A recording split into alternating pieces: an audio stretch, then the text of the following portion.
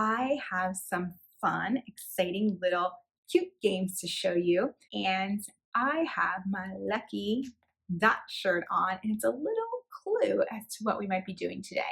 If you are looking for fun activities to do with your child that maybe puts the control in their hands, then check out this video to learn more. Hi, my name is Amy Baez, Pediatric Occupational Therapist and founder of Playapy, and I am here today to provide you with some playful solutions and powerful results. Do you have a preschooler who's trying to learn how to draw shapes but maybe isn't quite understanding how to do it? Well, keep watching this video so that you can learn a fun way to help them out. Today I want to talk to you about an activity that I call the dice game. So this dice game is a visual motor version. Now, if you're not familiar with what visual motor means, that basically means you're using your eyes and your hands together. This is also known as eye-hand coordination, but it's commonly associated with drawing skills, handwriting, cutting, things like that. Okay, so before we get started, and I'm going to explain to you a little bit more about how this game works, I want you to know that it has a simple worksheet. Now I'm going to attach a link that has a nice color, beautiful version of this, but if you just have a simple black and white printer, you could just print this out, and this is going to be your guide on how to play this game. So when you're doing a dice game, you want to have a variety of options. You can play with a standard die, just this size, 2 of them if you want to do the longer version.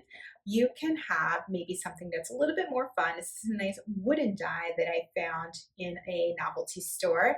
And then if you don't have a pair of dies, you can simply make one. This is a die that I created just from cardboard. Now, just to give you an example, you can just take any piece of cardboard that you find and just cut it up into even squares.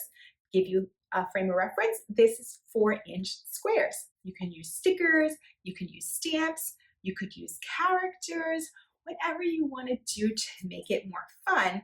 But it's a nice, really fast and cost-effective way in order for you to create dice. And to be honest, this may be even more fun just because it's large and unusual, and it creates an activity for you to do together as well, because you can use this to work on counting skills, you can use this to work on cutting skills, you can use this to work on manipulating of tape. So there's a lot of different things that you can do in one activity just to prepare for this game. And what's great about that is when you have a child create something, they're more likely to want to play with it more. So even though this is a nice, cool little die that they may never seen before, this may be the one that they gravitate towards because they got to make it themselves. And we got an 8.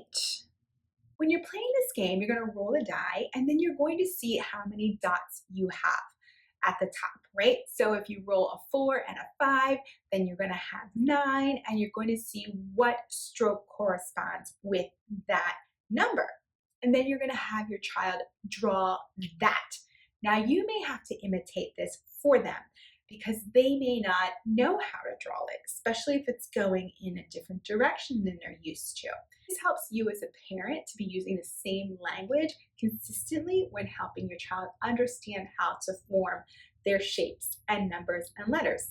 I want to give you a little example of how we're going to use these dots in order to create the action words and the strokes that correspond with them. If you had the number 2 that you rolled, you're going to zoom across. If you roll the number 3, you're going to curve around. If you roll the number 4, make an ear.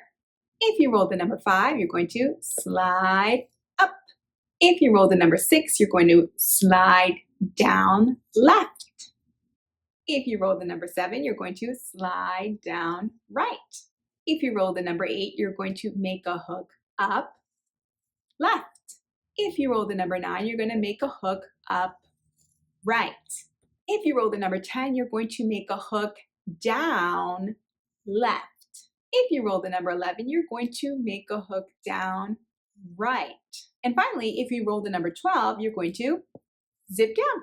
What's really great about playing this game is that once your child is really comfortable and you know that they can form these different directions and different strokes, then you know they're more ready to combine them in order to create shapes.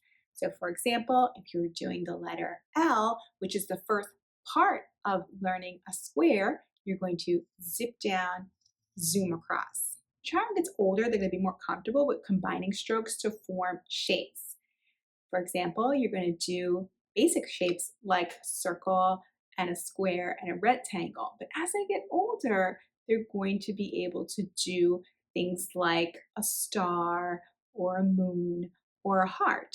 So to make a heart, you would make a hook down left, slide down right, make a hook down right, slide down left.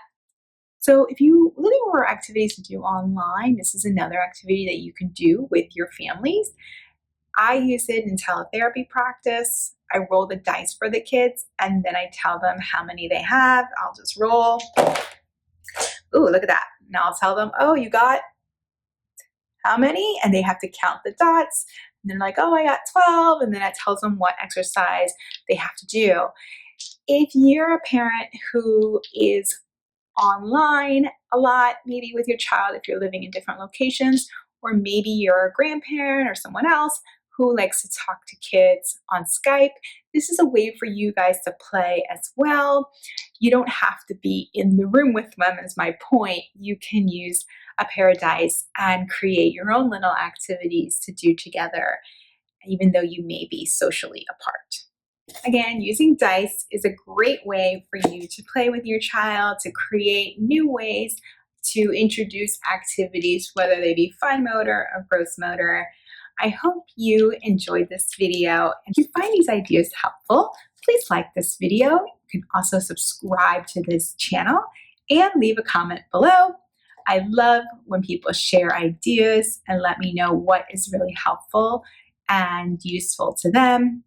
So until the next video, I hope you have a playful day.